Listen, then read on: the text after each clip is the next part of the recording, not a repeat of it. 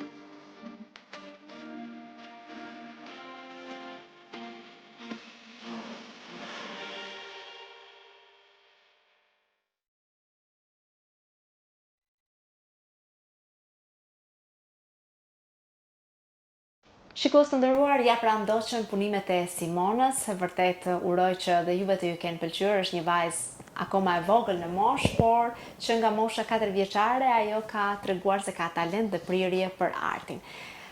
Fëmijë të dashur, unë e di që ju jeni shumë aktiv. Që i vogël Doriani ka marrë pjesë në aktivitete nga më të ndryshmet, duke marrë pjesë edhe në një konkurs bukurie për kompaninë Bekutan, ku është edhe shpallur Mr. Bekutan. Ishte shumë i vogël, një beb i bukur që u kurorëzove edhe me çmimin e Mister.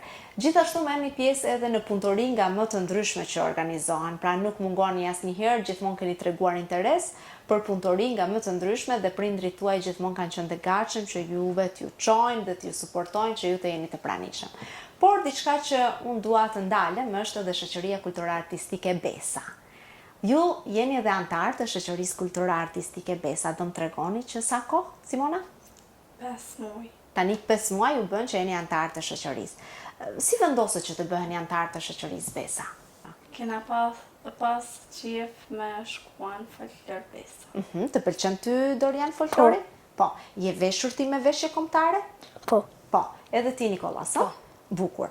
Mirë, çfarë ju pëlqen aty më së shumti? Çfarë të pëlqen ty Nikolas më së shumti në Shoqërinë Kulturore Artistike Besa? Që i luajmë shotën, vallën e maleve, edhe do tjera. Edhe disa tjera. Po ty çfarë të pëlqen? Kur luajnë gocën edhe kur ushtrojnë. Edhe kur ushtroni luan gocën, ti keni mësuar të kërceni bukur? Po. Po, bravo qoftë. Mirë, më flisni pak për veshjen tuaj. Kush e ka punuar dhe nga çfarë përbëhet? I keni ju veshjet kombëtare tek shtëpia? Po. Po. Kush ju ka bler apo punuar? I ka punuar filja në Shkodër, i kem pa ble. Pra, i keni ble ose dikush ju ka punu nga pak, e? I ka punuar. filja. Po. Mirë, edhe i keni tani gjithat e kompletuara. Shumë bukur. Mirë, si ndjeheni kur jeni të veshur me veshjen tradicionale? Shumë bukur. Bukur? Bukur, a? Shumë mirë. Po koreografit, kush ju a mëson? Shtjefni edhe Marko Prenkoçaj. Mirë. Pra Shtjefni Ujkaj dhe Marko Prenkoçaj. Po përpara publikut keni dalë ndonjëherë me Shoqërinë Kulturore Artistike Besa? Po. Dhe si jeni ndjerë? Keni pas emocione? Ke pas emocione? Po. Po ti Simona? Nuk kam këtë tremën se kam mëno se kam e gabo diçka, por kur a krye kam pas se kam ditë diçka. Bravo. Po ti Nikolas si e ndjerë? Pak ke pas emocione. Mirë. Keni marrë pjesë ndoku me Shoqërinë Kulturore Artistike Besa? Ku keni marrë pjesë? Kids Buda Tomovic. Në Kids Buda, në Qendrën Kulturore Buda Tomovic, po diku tjetër? Edhe në Shkodër. Edhe në Shkodër. Mirë, pse mendoni se fëmijët duhet të shkojnë në një shoqëri kulturore artistike? Si mendoni ju, është bukur dhe duhet shkojnë gjithë fëmijët, ha? Po. Po, pra ndani të njëjtin mendim. Kemi fotografi nga Shoqëria Kulturore Artistike Besa?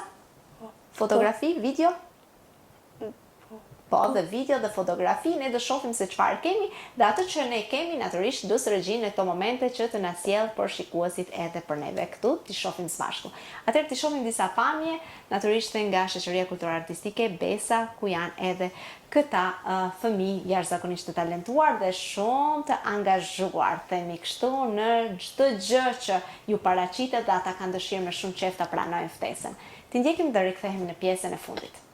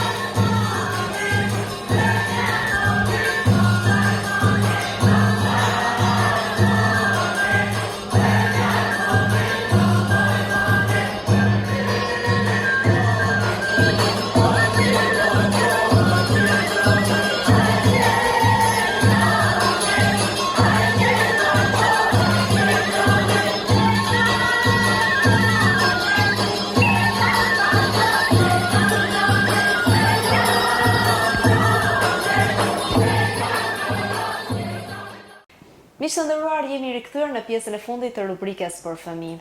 Do të ndalen tani më tek Nikolasi, nga vetë fakti sepse ai është edhe në korin e shkollës, apo jo Nikolas? Po. Edhe je në një kompeticion, ta quaj kështu, që quhet Yjet, Zvjezdice. Po. Ti vërtet je një djalë i talentuar dhe këtë talent neve do e zbulojmë tani. Duke qenë se ti ke vendosur që të marrësh pjesë me kor, të jesh i kyçur, tash sa kohë? Sa kohë është bërë që jenë këto yjet, themi kështu?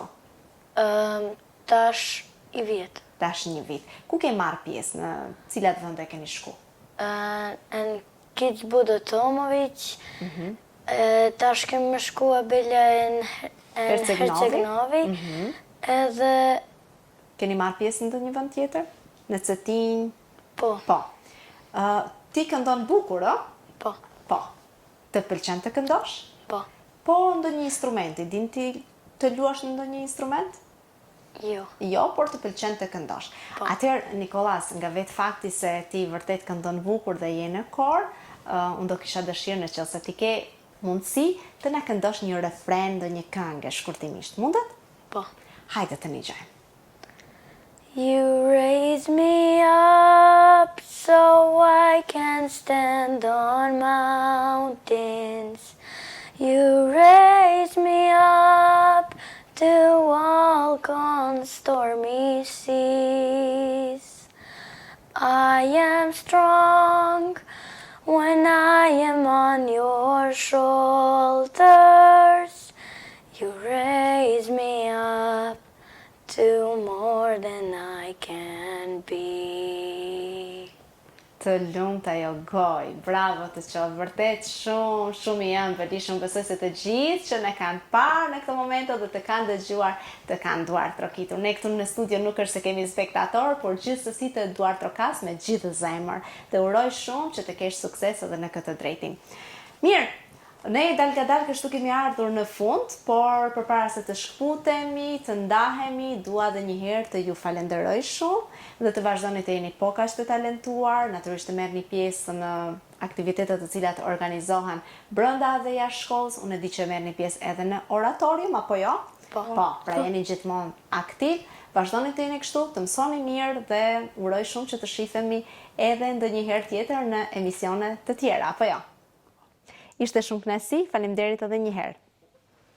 Atëherë, shikues të nderuar, kështu kemi ardhur në fund të emisionit rubrika për fëmijë, por natyrisht unë juftoj që të ndjekni edhe disa tjera fotografi të këtyre fëmijëve të familjes Prenkoçaj, që janë vërtet shumë të talentuar, fëmijë të cilët spikasin.